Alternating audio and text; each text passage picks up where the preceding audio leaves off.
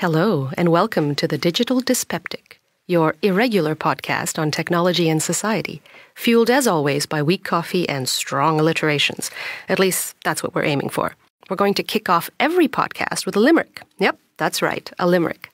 According to Wikipedia, or Wikiality, a limerick is a kind of witty, humorous, or nonsense poem of exactly 5 lines with a strict rhyming scheme. So a good example would be something like this from Edward Lear's famous Book of Nonsense. There was an old man with a beard, who said it is just as I feared. 2 owls and a hen, 4 larks and a wren, have all built their nests in my beard.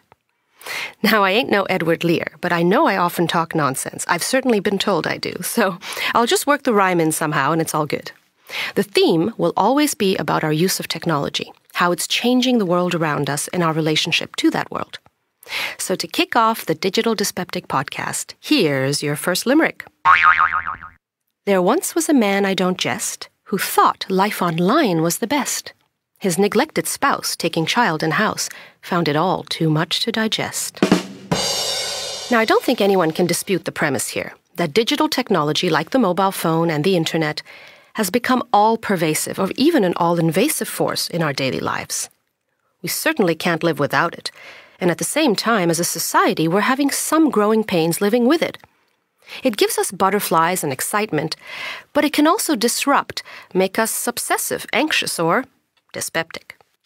So this is why I thought of launching this series of podcasts, to begin a dialogue on the impact of these sorts of communication technologies on how we interact as human beings, on social behavior, and on society as a whole. Now, we're at the very beginning of the digital revolution. We haven't seen anything yet. We're in a period of transition, of adjustment. So, although we enjoy our technology, there are aspects that don't quite sit well with us, so to speak. As parents, we wonder how to protect our children. As teachers, we're not sure how best to use the internet as a tool for learning because, well, we're not sure Google provides the best education.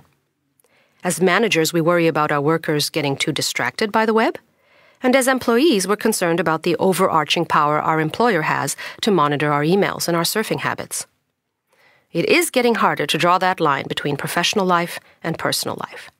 And as teens and tweens, we're wondering how to get rid of that embarrassing Facebook picture. Grandparents might not always get just what the fuss is all about. This morning, as I tried to fight my usual pre-coffee sleepiness, I tried to think about just how many people are immersed all the time in networks and gadgets. Check out the woman in the gray suit with a surreal Bluetooth headset talking to herself at a volume never suited to the occasion. Or the guy on his bike with one hand on the steering and the other on his cell phone. Oh, and I don't know if some of you remember Fountain Lady, as she later became known.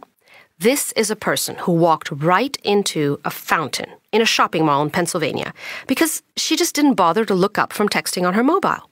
Soaking wet, she unceremoniously walks out of the fountain to continue her texting, and it's all caught on YouTube. Not as extreme, of course, are the groups of people who stand around socializing, but all the while they're texting with somebody not physically present. We've all seen the couple at the restaurant, sitting face-to-face, not talking to each other, but entirely focused on talking with someone else on their mobile or texting somebody else. Or the hordes of folks that are isolated behind their laptops at Starbucks, generating lots of additional email. Now I wonder, do we really need all that email?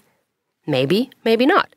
But there is panic, sheer panic and anxiety when you lose access. Oh, that sinking feeling in your stomach when you think you've lost your cell phone. Status update disconnected? Huh, never. Not disconnected, but I'd venture to say fragmented. After all, we're trying to juggle so many identities online, making it not only a pain with all the passwords and usernames, but it makes it very difficult to trust those we interact with. Do we really know who TRP1489 is? Clearly, the internet and the mobile phone and all the apps they have to offer have transformed the way we lead our daily lives. Sometimes it seems we wander through life from digital task to digital task.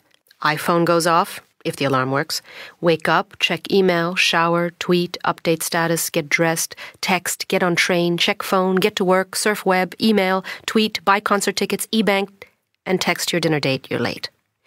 And more people aren't even turning off their gadgets at night. There's even a small amount of sleep texting going on. Or even worse, the drunken post. Oh, come on, admit it, you've done it. It's a zone, man. Uh-oh, I feel another limerick coming on. Maestro, cue the music. There was a girl born in a maze, who for the web was full of praise. Texting and tweeting was her state of being, engulfed in a digital daze. I did warn you we were into the alliterations. So, I ask you, is it a dance or a trance? Our shifting from screen to screen, from window to window, from Skype to SMS, from chat to status update? It's all rather intoxicating, isn't it? From the 24-hour news cycle to the 24-hour tweet cycle, we do live a 24/7 digital life. From mediating our social relationships through lovers' emails or Match.com to giving us the potential of fame. And not 15 minutes of it necessarily, but just a few viral seconds have the potential to go global. Hello, Rebecca Black. But keeping in touch with a 24/7 digital day is not an easy task. In fact, it's a full-time job if you want to do it right. This digital circus certainly needs a juggler. But is all that juggling making us more productive? And then there are those who wish to disconnect. And why not? Is there room for them? I don't know if you're anything like me, but I never feel I do enough, and probably I never will. But what is that telling our kids today? It's not who you are, but how often you tweet. It's not the time you take to think or reflect that matters, but the speed at which you write it down, at which you write anything down. Sure, it can be fun and interesting to read posts and comments to news stories or videos, but often it's almost impossible to wade through the clutter and some of the nastiness. Hello again, Rebecca Black. That poor thing is only 15, and she's bearing the brunt of a lot of anger. In terms of clutter, the same applies to a lesser degree to hits generated by searches, because it's search engines that decide what we see first, which information we're even allowed to see. So although information is at our fingertips, and this is a wonderful and revolutionary thing, do we have the right filters to absorb it? Not only external filters, but also internal ones, in our own mind. How do we give our children, those digital natives, the ability to form adequate filters to convert that information into knowledge? Now, speaking of filters, I think it's time for another coffee. So thanks for joining me today for episode 1 of the Digital Dyspeptic. What I tried to do is to raise a number of questions which I hope we'll get to explore over the next episodes. And next time, the topic will be digital darlings, technology and gadgets as mediators of relationships. Anyone know what rhymes with stalker? Anyway, I do digress. So stay lucid and catch you next time for the Digital Dyspeptic.